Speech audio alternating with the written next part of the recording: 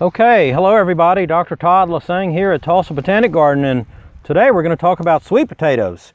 So you may say, sweet potatoes, why are you talking about those? Well, sweet potatoes are plants too, and we're going to show off some of our edible plants this year. So I'm standing here in the long big bed that's immediately south of the visitor center. We affectionately call this the bevel bed because it slopes downhill. And so here we've planted about 2,000 sweet potato plants. Now when we got these in the ground, you can see they're starting to grow. They were only about 1/3 the size now, so about yay tall, so about 3 inches plus a little bit of a root system. And that plant, that's what you put in the ground. It's called a slip.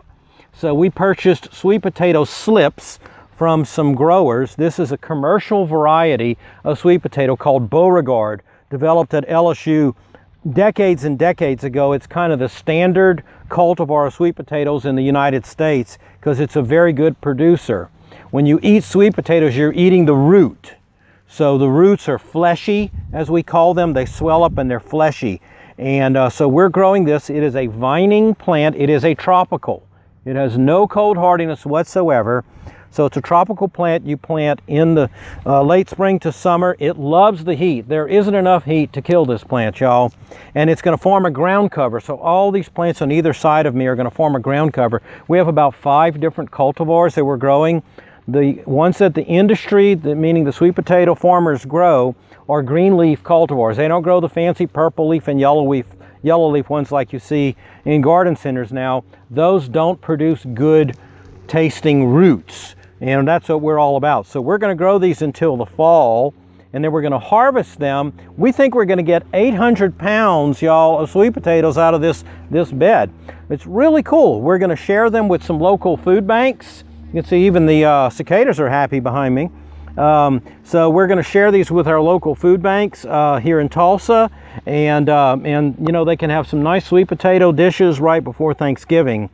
The secret to growing these is you need good drained soil. They're very fast. You need to allow them room to spread. And then we plant them in rows so that when it's time to dig them, you know where the roots are going to be, because they're generally a foot on either side, or maybe 2 feet on either side of the actual crown or center of the plant.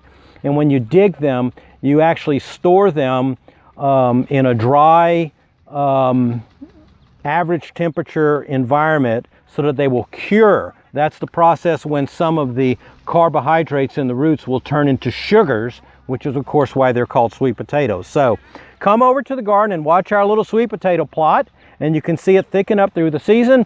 And if you're interested, we'd love to have some volunteers help us dig them up in the fall.